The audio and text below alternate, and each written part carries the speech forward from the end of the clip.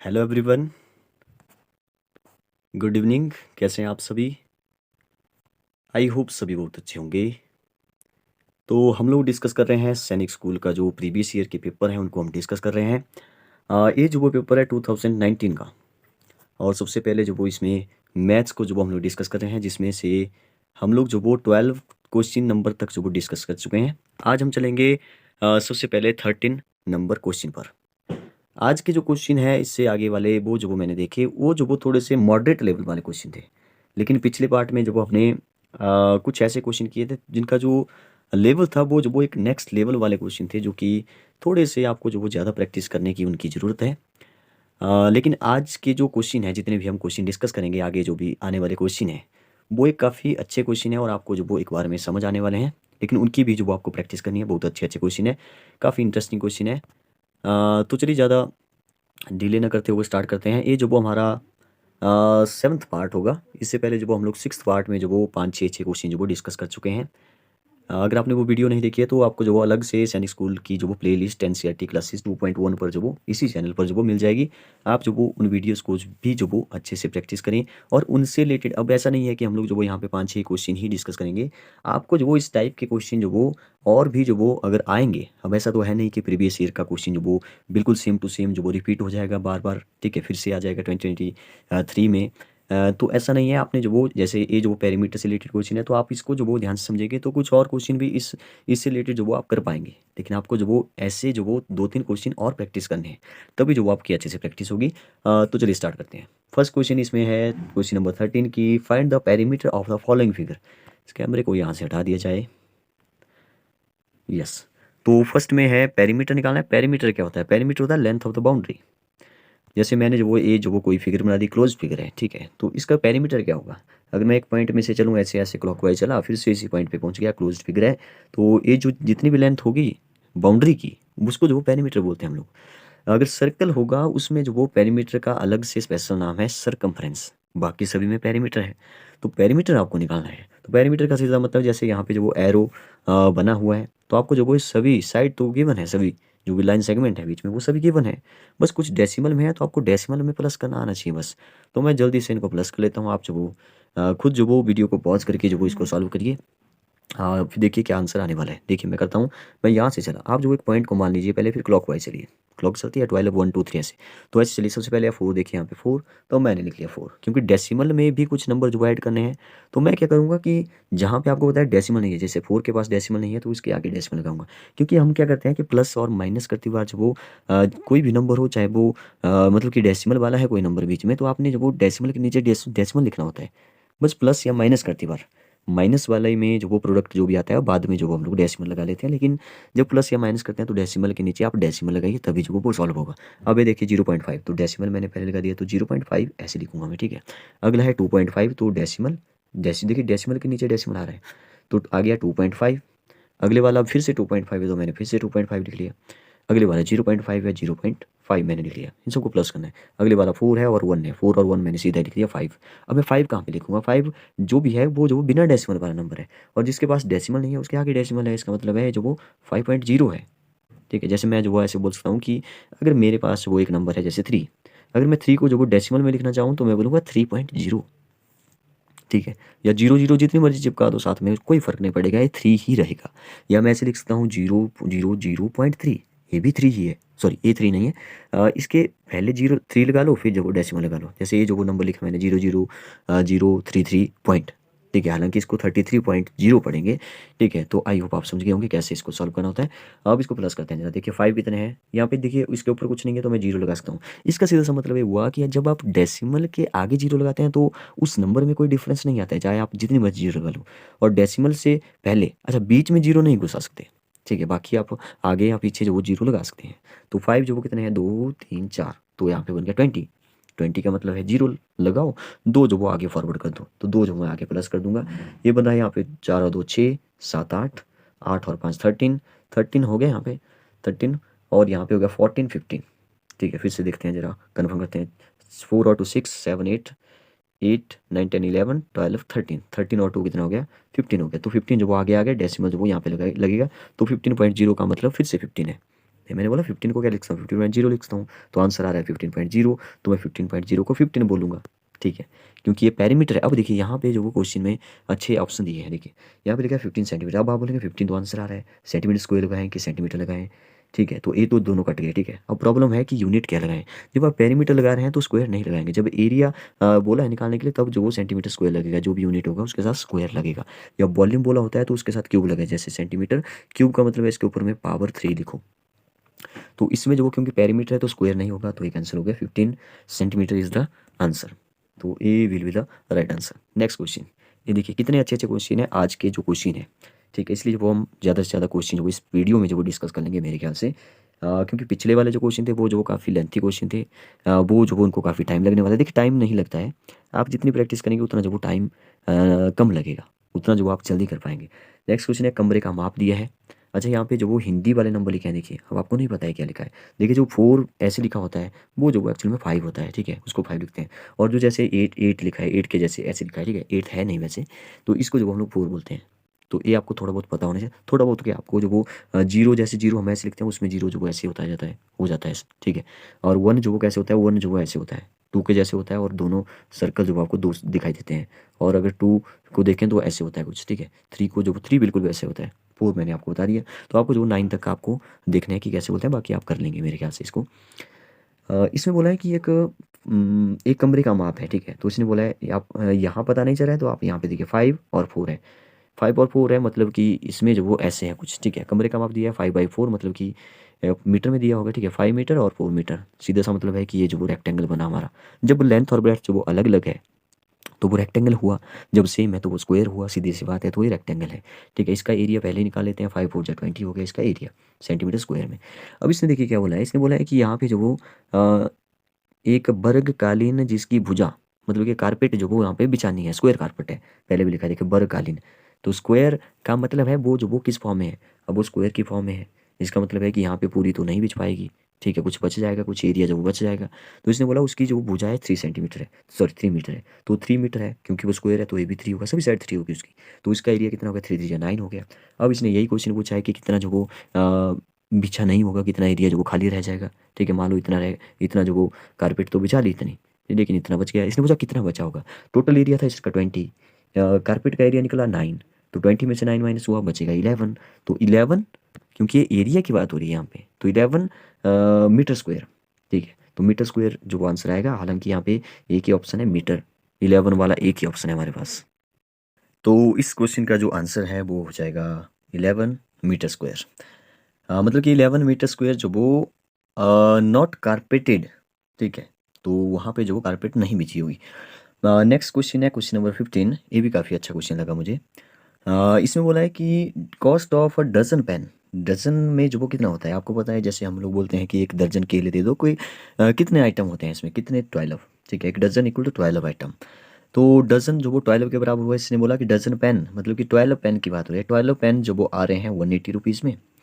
Next बोला इसने कि 8 बॉल पेन, पेन की बात हो रही है, अच्छा, पहले जो पेन की बात हो रही है यहाँ पे 8 बॉल पेन की बात हो रही है, ठीक है, पेन और बॉल पेन, तो 8 बॉल पेन, अब बी पी लिख दिया मैंने, 8 बॉल पेन की जो कॉस्ट है वो 56 है। अब इसने पूछा कि the ratio of the cost of a pen to the cost of a ball pen, तो रेशो, रेशो का मतलब जैसे ये है, जैसे मैं जो वो न्यूमरेटर लिखता हूँ कोई भी फ्रैक्शन का डिनोमिनेटर लिखता हूँ, तो मैं जो बोलूँगा कि एन, मतलब कि ratio of N to D, ठीक है, टू का मतलब है जो डिनोमिनेटर में है, उसके बाद टू के बाद जो भी बोला जाएगा वो डिनोमिनेटर की बात हो रही है। तो यहाँ पे जो इसने बोला है कि कॉस्ट ऑफ अ पेन का मतलब है एक पेन और एक बॉल पेन की को जो आपने, ठीक है, टू लिखा है, टू के बाद वाला जो बॉल पेन की जो कॉस्ट होगी एक की, वो आपने नीचे लिखना है, ठीक है, जैसे N/D, जैसे मैंने एग्जाम्पल लिया 3/4, इसको मैं 3/4 लिख सकता हूँ, 3/4, या इसको मैं ऐसे बोल सकता हूँ 3/4, ठीक है, तो इसका मतलब है 3/4। तो सीधा सा क्वेश्चन है, बिल्कुल ईजी सा, कि अगर 12 पेन की जो कॉस्ट है वो 180 है, तो एक पेन की कितनी हो जाएगी, एक पेन की हो जाएगी 12 से डिवाइड कर दो 180 को, तो 180 डिवाइड, क्योंकि 12 यहाँ पे मल्टीप्लाई हो रहा है, डिवाइड कर दो दूसरी साइड जाके, तो 12 कितना बच रहा है, 6 बच रहा है, 60, 12 5 60, तो यहाँ पे आ गया 60, सॉरी 60 नहीं, 12 16 यहाँ 16 आ रहा है, मतलब कि एक 16 नहीं 15, 12 5 जो होता है ना 16, देखिए मैं फिर से बताता हूँ, 180 डिवाइडेड बाई 12, तो 12 1 जा 12, ठीक है। 18 को काटा मैंने पहले, कितना बचा, 6 बचा ना 18 के लिए, तो 6 और 0 चिपका दी साथ में 60, तो 12 5 जो होता है 60, तो 12 को अगर 15 से मल्टीप्लाई करेंगे तो 180 आएगा, इसका मतलब ये है। तो एक पेन की जो कॉस्ट है वो निकल गया यहाँ पे 15 रुपीज़, ठीक है। अब ऑप्शन को जो वो एक बार जरा देख लीजिए, ऑप्शन में जो वो जहाँ पे जो वो आपको न्यूमरेटर में, क्योंकि ये जो वो एक पेन की निकली अभी, तो एक पेन 2 बॉल पेन लिखा है, मतलब कि पेन की निकाली तो वो न्यूमरेटर में होगा, न्यूमरेटर मतलब जो वो पहले होगा, तो पहले जो वो एक फर्स्ट में ही जो वो 15 है, बाकी जो वो इसमें तो लास्ट में है, तो ए तो नहीं होने वाला। तो इसका मतलब है A will be the right answer, लेकिन फिर भी चेक कर लेते हैं लास्ट वाला। इसने बोला है कि 8 बॉल पेन की, देखिए ए जो वो इसको बोलते हैं स्मार्ट, अगर आप वो पूरा करके चेक करेंगे, देखिए ऑप्शन, मुझे तो ऐसा लगता है कई ऐसा बोलते हैं कुछ बच्चे कि ऑप्शन जो देते हैं वो जो वो कन्फ्यूज़ करते हैं, ऑप्शन कन्फ्यूज़ नहीं करते हैं। ऑप्शन से जो वो आपको क्वेश्चन को सॉल्व करना ईजी हो जाता है, क्योंकि आधा तो वहाँ से सॉल्व हो जाता है।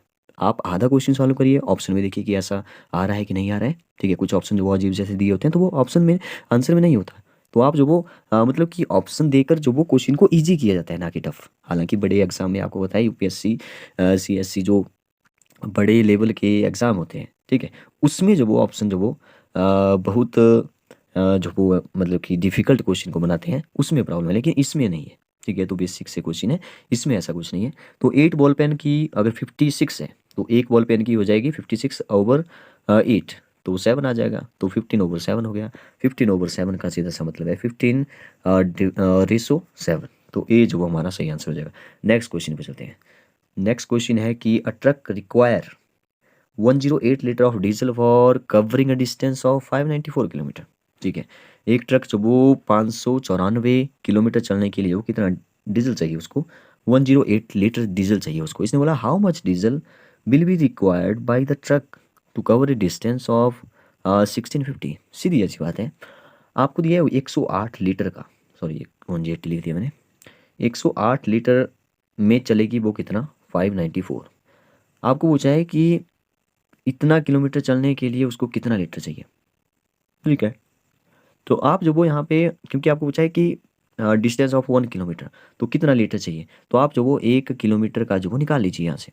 मैं तो इसको उल्टा लिख देता हूँ फिर, ठीक है। मतलब कि 594 किलोमीटर चली वो चला वो 108 लीटर से, ठीक है। तो 1 किलोमीटर का मैं निकाल लूँगा, कैसे निकलेगा 1 किलोमीटर का, जब ये 594 जो वो 108 से डिवाइड होगा, तो 108 डिवाइड बाई 594।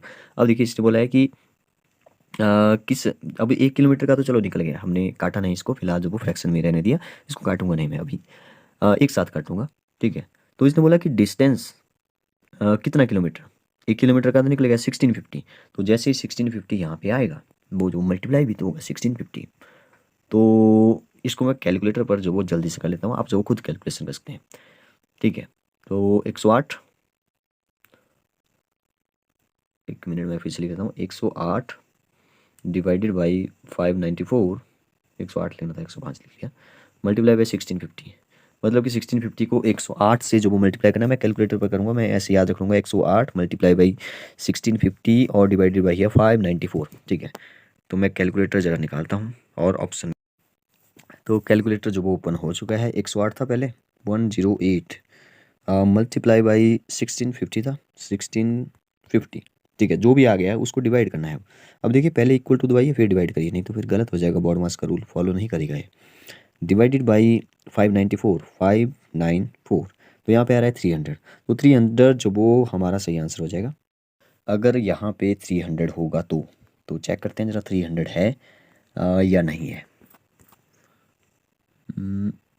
कौन सा नंबर का, यस 300 लीटर जो वो हमारे पास ऑप्शन में है, C will be the right answer. तो कुछ इस तरह से आपने करना है। अब ऐसा नहीं है कि मैंने जो कैलकुलेटर पर किया, ठीक है, आपको प्रैक्टिस करना है, आपने एग्ज़ाम देना है, ठीक है, मुझे नहीं, मैं भी कैलकुलेशन जो वो खुद कर सकता था, लेकिन आपको जितनी ज़्यादा आप खुद प्रैक्टिस करेंगे उतनी ज़्यादा जो आपको उतनी ज़्यादा जल्दी जो आप कर पाएंगे। नेक्स्ट क्वेश्चन है मूलधन, ठीक है, फाइंड द सिंपल इंटरेस्ट निकालना है, ठीक है। सीधी ऐसी बात है कि 5,000 रुपये जो उसने लिए, कितने रुपीज़ उसको जो वो हर महीने पे करना पड़ेंगे, सॉरी हर महीने नहीं हर साल, क्योंकि 3 ईयर का जो वो इंटरेस्ट है, एक साल का कितना है 7.5%, तो किसका 5,000 का। अब जैसे आप इसको ऐसे समझिए कि मैंने जब आपको मान लो 100 रुपये दिए, मैंने बोला कि 100 रुपये तभी दिए मैंने जब आप जो वो हर साल जो वो मुझे 5-5 रुपये एक्स्ट्रा देते रहोगे, तभी जो वो मैंने एक्स्ट्रा दिए। 100 तो वापस करना ही पड़ेंगे, लेकिन एक एक साल बाद जो वो 5-5 रुपये मुझे वापस करना पड़ेंगे, ज़्यादा देना पड़ेंगे। ठीक है, इसको बोलते हैं रेट। तो रेट कितना है यहाँ पे? 100 है, तो 100 का 5 मतलब कि 5% है। 100 में से जिसकी परसेंटेज पूछता है वो उतना ही होता है। जैसे 100 का मैं 5 पूछूँ, 5% पूछूँ तो 5 ही आएगा। ठीक है, आई होप आप परसेंटेज समझ गए हैं, सॉरी परसेंटेज नहीं, दर, रेट जो वो समझ चुके हैं। तो 3 साल के लिए पूछा है, तो इसका सीधा सा फार्मूला है सिंपल इंटरेस्ट का। क्या होता है? मूलधन, मूलधन मल्टीप्लाई बाय दर मल्टीप्लाई बाय समय। ठीक है, और डिवाइड करना है 100 से, आपका आंसर निकल जाएगा। ठीक है, मूलधन कितना है? मूलधन है 5000। ठीक है, बिल्कुल इजी सा क्वेश्चन है, कुछ नहीं है, आपको फार्मूला पता होना चाहिए बस। 7.5 का मतलब है मिक्स फ्रैक्शन में है, इसको जो आप चेंज कर लीजिए इम्प्रॉपर में। 7 टू जाओ 14 एंड 1 15/2, तो 15/2 15, नीचे मैंने 2 लिख दिया, क्योंकि नीचे 100 भी मल्टीप्लाई करना है तो 2 से मैंने 100 मल्टीप्लाई पहले कर लिया। ठीक है अब क्योंकि टाइम जो वो हमारे पास कितना है, 3 है, तो 3 मल्टीप्लाई कर दिया। ठीक है, अब इसको सॉल्व करूँगा मैं, ए वाला। देखिए 2 जीरो से 2 जीरो कैंसिल हो गई। ठीक है, 2 जीरो से 2 जीरो कैंसिल हो गई। अब 2 से जब वो 15 और 3 तो नहीं कटने वाला है, तो 50 को काट लीजिए। 25 2 जा 50 हो गया। 25 को 3 से किया तो 75 आ जाएगा। 75 को 15 से करते हैं ज़रा, 75 को 15 से करते हैं। तो 75 को 15 से कर दिया मैंने, तो 15 5 जो मैं डायरेक्ट कर रहा हूँ, 15 को ही कर लिया मैंने। 15 5 जा 75, तो 5 यहाँ पे 7 कहती, 15 7 जा 105। ठीक है, 105 एंड 7 112 112, तो 1125 जो वो हमारा सही आंसर हो जाएगा। डी जो वो सही आंसर है। नेक्स्ट क्वेश्चन जो वो मुझे काफ़ी अच्छा, बड़ा इंटरेस्टिंग क्वेश्चन है नेक्स्ट भी। The angle of triangle are in the ratio of 1 to 3, find the value of angle. काफ़ी अच्छा है। अब मैंने बोला कि ऑप्शन को देख के जो वो ईजी हो जाता है, इस क्वेश्चन ये जो वो बेस्ट एग्जांपल है इसका, जो मैंने स्टेटमेंट बोली कि ऑप्शन को देख के ईजी है क्वेश्चन। देखिए ट्राइंगल में आपको बताया कि 3 साइड है, 3 एंगल है। अगर ये इक्विलेटरल ट्राइंगल है तो जो वो सभी एंगल जो वो 60-60 के होंगे। ठीक है, और आपको जो याद रखना है कि sum of interior angle, sum of all 3 interior angle, इन सब का जो वो सम कितना होता है, 180 होता है। हालांकि अगर एक्सटीरियर पूछे तो वो ए वाले एंगल होते हैं। ठीक है, एक्सटीरियर ए वाले एंगल होते हैं, जिनका सम जो वो सभी फिगर्स का, जो भी फिगर है, जो भी आपके पास जो पेंटागन है, हेक्सागन है, उन सब का 360 होता है। लेकिन वो एक्सटीरियर एंगल है, सम ऑफ ऑल एक्सटीरियर एंगल। लेकिन इन अंदर वाले का जो वो इसमें 180 रहता है। बस आपको ये पता होना चाहिए वो अंदर वाले का 180 जो वो सम होता है। ठीक है, सम ऑफ ऑल 3 एंगल इंटीरियर, तो कितना होता है 180 डिग्री। तो यहाँ पे देखिए, लेकिन यहाँ पे बोला है इसने जो वो रेशो में होना चाहिए, बराबर नहीं है, तो 60-60-60 तो जो वो नहीं हो सकते, क्योंकि 1:2:3 में। 1:2:3 का मतलब है कि अगर एक जो वो जो भी है उसका डबल जो वो दूसरा है। ठीक है, उसको अगर मैं 2 से मल्टीप्लाई करूँ तो वो दूसरा आएगा, अगर मैं उसको 3 से मल्टीप्लाई करूँ तो तीसरा आएगा। तो ऐसा कौन सा ऑप्शन है? तो ऑप्शन को देखिए, चेक चेक करिए, 30 या 32 जा 60, 33 जा 90, ये will be the right answer. अब ये भी चेक करना है कि अब ऐसा नहीं है कि यहाँ पे जैसे जैसे मैंने बोला 20, तो यहाँ पे 40 हो रहा है, फिर 20 30 60 हो रहा है यहाँ पे। ठीक है, आप बोलेंगे कि ये भी इसमें जो वो इसको फॉलो कर रहा है। ठीक है, लेकिन इसमें जो वो angle of sum of angles भी तो 160 होना चाहिए, क्योंकि ट्राइंगल है। ठीक है, तो यहाँ तो 60 और 40 100 120 बन रहा है। ठीक है, तो ये जो वो हमारा ऑप्शन कुछ इस तरह से, आप ऐसे नहीं कर सकते हो। तो 30 60 एंड 90 हमारा सही आंसर हो जाएगा। और 90 और 30 और 60 90 90 90 कितना होगा 180 180 जो वो angle of sum of angle जो वो होना चाहिए। और नेक्स्ट क्वेश्चन है, नेक्स्ट क्वेश्चन है question number 19। One number exceed another number by 36। ठीक है, अच्छा क्वेश्चन है, एक संख्या दूसरी संख्या से 36 बड़ी है, अगर दोनों का योग जो वो इतना है तो संख्या बताइए। ये भी काफ़ी इंटरेस्टिंग क्वेश्चन है। देखिए अच्छा क्वेश्चन है। देखिए इसमें बोला है कि एक संख्या one number exceed another number by 36।